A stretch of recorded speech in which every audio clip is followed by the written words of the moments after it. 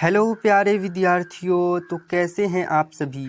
आज के इस वीडियो में सामान्य ज्ञान से संबंधित 25 महत्वपूर्ण प्रश्न लेके आया हूं जो सभी परीक्षाओं में बार बार पूछे जा रहे हैं। प्रश्न संख्या 1 है, भारत में किस तरह के लोकतंत्र की व्यवस्था की गई है। तो क्या हो जाएगा इस प्रश्न का सही उत्तर। भारत में किस तरह के लोकतंत्र की व्यवस्था की गई है। विकल्प ए है प्रत्यक्ष, विकल्प बी है अप्रत्यक्ष, विकल्प सी है प्रत्यक्ष एवं अप्रत्यक्ष दोनों, और विकल्प डी है इनमें से कोई नहीं। तो क्या हो जाएगा इस प्रश्न का सही उत्तर। भारत में किस तरह के लोकतंत्र की व्यवस्था की गई है। तो इस प्रश्न का सही उत्तर हो जाएगा विकल्प बी अप्रत्यक्ष। बढ़ते हैं प्रश्न नंबर 2 की तरफ। प्रश्न नंबर 2 है, विश्व में कौन सी शासन व्यवस्था को सबसे अच्छा माना जाता है। क्या हो जाएगा इस प्रश्न का सही उत्तर। विश्व में कौन सी शासन व्यवस्था को सबसे अच्छा माना जाता है। तो इस प्रश्न का सही उत्तर हो जाएगा लोकतंत्र, जो कि विकल्प सी में दिया गया है। बढ़ते हैं प्रश्न नंबर 3 की तरफ। 3 नंबर प्रश्न है, जमशेदपुर, दुर्गापुर, भिलाई और सलेम किस उद्योग के केंद्र हैं। क्या हो जाएगा इस प्रश्न का सही उत्तर। विकल्प ए है सीमेंट, विकल्प बी है चीनी, विकल्प सी है आयरन और स्टील, और विकल्प डी है वस्त्र उद्योग वस्त्र। तो क्या हो जाएगा इस प्रश्न का सही उत्तर। तो इस प्रश्न का सही उत्तर हो जाएगा विकल्प सी आयरन और स्टील। बढ़ते हैं प्रश्न नंबर 4 की तरफ। प्रश्न नंबर 4 है, बांग्लादेश की मुद्रा है, क्या है, रुपया, डॉलर, क्रोना या टका। तो क्या हो जाएगा इस प्रश्न का सही उत्तर। तो इस प्रश्न का सही उत्तर हो जाएगा विकल्प डी टका। बांग्लादेश की मुद्रा को टका कहते हैं। प्रश्न संख्या 5 है, भारत में किस प्रकार की आर्थिक प्रणाली पाई जाती है। क्या हो जाएगा इस प्रश्न का सही उत्तर। विकल्प ए है पूंजीवाद अर्थव्यवस्था, विकल्प बी है समाजवादी अर्थव्यवस्था, विकल्प सी है मिश्रित अर्थव्यवस्था, और विकल्प डी है साम्यवादी अर्थव्यवस्था। तो इस प्रश्न का सही उत्तर हो जाएगा विकल्प सी मिश्रित अर्थव्यवस्था। भारत में आर्थिक प्रणाली पाई जाती है तो मिश्रित अर्थव्यवस्था हो जाएगा इस प्रश्न का सही उत्तर। प्रश्न संख्या 6 है, 26 दिसंबर 2004 को विश्व का कौन सा भाग सुनामी से प्रभावित हुआ था। तो क्या हो जाएगा इस प्रश्न का सही उत्तर। 26 दिसंबर 2004 को विश्व का कौन सा भाग सुनामी से प्रभावित हुआ था। तो इस प्रश्न का सही उत्तर हो जाएगा बंगाल की खाड़ी, जो कि विकल्प डी में दिया गया है। प्रश्न संख्या 7 है, भारत के किस राज्य से पंचायती राज की शुरुआत हुई। तो क्या हो जाएगा इस प्रश्न का सही उत्तर। भारत के किस राज्य से पंचायती राज की शुरुआत हुई थी। तो इस प्रश्न का सही उत्तर क्या हो जाएगा। विकल्प ए है बिहार, विकल्प बी है उत्तर प्रदेश, विकल्प सी है पंजाब, और विकल्प डी है राजस्थान। तो इस प्रश्न का सही उत्तर हो जाएगा विकल्प डी राजस्थान। भारत के राजस्थान राज्य से पंचायती राज की शुरुआत हुई थी। प्रश्न संख्या 8 है, तारी विरोधी आंदोलन किस प्रांत से शुरू किया गया। तो क्या हो जाएगा इस प्रश्न का सही उत्तर। तारी विरोधी आंदोलन किस प्रांत से शुरू किया गया। विकल्प ए है बिहार, विकल्प बी है उत्तर प्रदेश, विकल्प सी है आंध्र प्रदेश, और विकल्प डी है तमिलनाडु। तो क्या हो जाएगा इस प्रश्न का सही उत्तर। तो इस प्रश्न का सही उत्तर हो जाएगा आंध्र प्रदेश, जो कि विकल्प सी में दिया गया है। 8 नंबर प्रश्न का सही उत्तर हो जाएगा विकल्प सी। प्रश्न संख्या 9 की ओर बढ़ते हैं।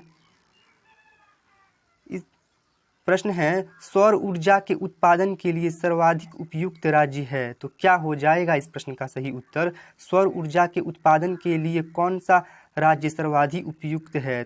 विकल्प ए है असम, विकल्प बी है अरुणाचल प्रदेश, विकल्प सी है राजस्थान, और विकल्प डी है मेघालय।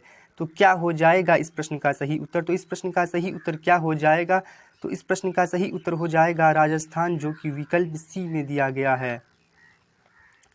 प्रश्न संख्या 10 है, सुंदरवन टाइगर रिजर्व कहाँ है। तो क्या हो जाएगा इस प्रश्न का सही उत्तर। विकल्प ए है पश्चिम बंगाल, विकल्प बी है ओडिशा, विकल्प सी है उत्तराखंड, और विकल्प डी है केरल।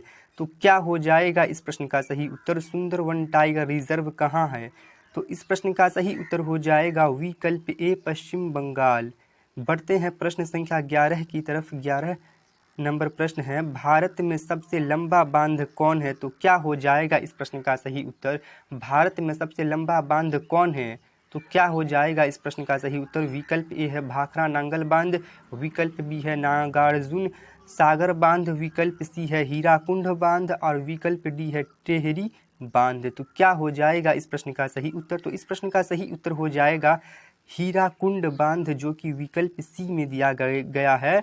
बढ़ते हैं प्रश्न नंबर 12 की तरफ। 12 नंबर प्रश्न है, ऑपरेशन फ्लड का दूसरा नाम क्या है? तो क्या हो जाएगा इस प्रश्न का सही उत्तर?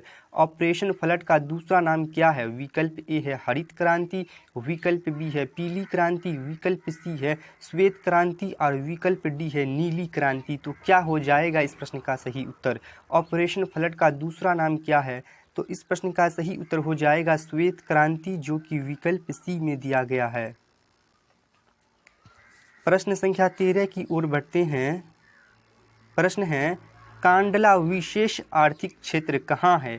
क्या हो जाएगा इस प्रश्न का सही उत्तर? विकल्प ए है महाराष्ट्र, विकल्प बी है गुजरात, विकल्प सी है केरल और विकल्प डी है पश्चिम बंगाल। तो क्या हो जाएगा इस प्रश्न का सही उत्तर? कांडला विशेष आर्थिक क्षेत्र कहाँ है? तो इस प्रश्न का सही उत्तर हो जाएगा गुजरात, जो कि विकल्प बी में दिया गया है। प्रश्न संख्या 14 है, बिहार दिवस कब मनाया जाता है? तो क्या हो जाएगा इस प्रश्न का सही उत्तर? बिहार दिवस कब मनाया जाता है? तो इस प्रश्न का सही उत्तर हो जाएगा 22 मार्च, जो कि विकल्प बी में दिया गया है। बढ़ते हैं प्रश्न संख्या 15 की ओर। प्रश्न है, सासाराम में किस ऐतिहासिक शासक का मकबरा स्थित है? क्या हो जाएगा इस प्रश्न का सही उत्तर?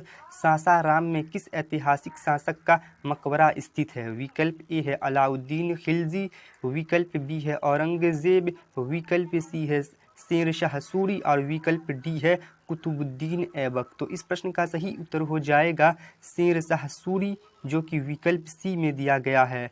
प्रश्न संख्या 16 है, दुर्गापुर स्टील प्लांट किस राज्य में स्थित है? तो क्या हो जाएगा इस प्रश्न का सही उत्तर? विकल्प ए है मध्य प्रदेश, विकल्प बी है ओडिशा, विकल्प सी है पश्चिम बंगाल और विकल्प डी है झारखंड। तो क्या हो जाएगा इस प्रश्न का सही उत्तर? दुर्गापुर स्टील प्लांट किस राज्य में है? तो इस प्रश्न का सही उत्तर हो जाएगा पश्चिम बंगाल, जो कि विकल्प सी में दिया गया है। प्रश्न संख्या 17 है, किस दर्पण की फोकस दूरी ऋणात्मक होती है? तो क्या हो जाएगा इस प्रश्न का सही उत्तर? किस दर्पण की फोकस दूरी ऋणात्मक होता है? विकल्प ए है समतल दर्पण, विकल्प बी है अवतल दर्पण और विकल्प सी है उत्तल दर्पण और विकल्प डी है इनमें से कोई नहीं। तो क्या हो जाएगा इस प्रश्न का सही उत्तर? तो इस प्रश्न का सही उत्तर हो जाएगा अवतल दर्पण, जो कि विकल्प बी में दिया गया है। अवतल दर्पण की फोकस दूरी ऋणात्मक होता है। प्रश्न संख्या 18 है, किस दर्पण से वस्तु का प्रतिबिंब बड़ा बनता है? तो क्या हो जाएगा इस प्रश्न का सही उत्तर? किस दर्पण से वस्तु का प्रतिबिंब बड़ा बनता है? तो इस प्रश्न का सही उत्तर हो जाएगा अवतल दर्पण, जो कि विकल्प बी में दिया गया है। प्रश्न संख्या 19 है, टिहरी बांध का निर्माण किस प्रदेश में किया गया है? विकल्प ए है उत्तर प्रदेश, विकल्प बी है उत्तराखंड, विकल्प सी है राजस्थान और विकल्प डी है बिहार। तो क्या हो जाएगा इस प्रश्न का सही उत्तर?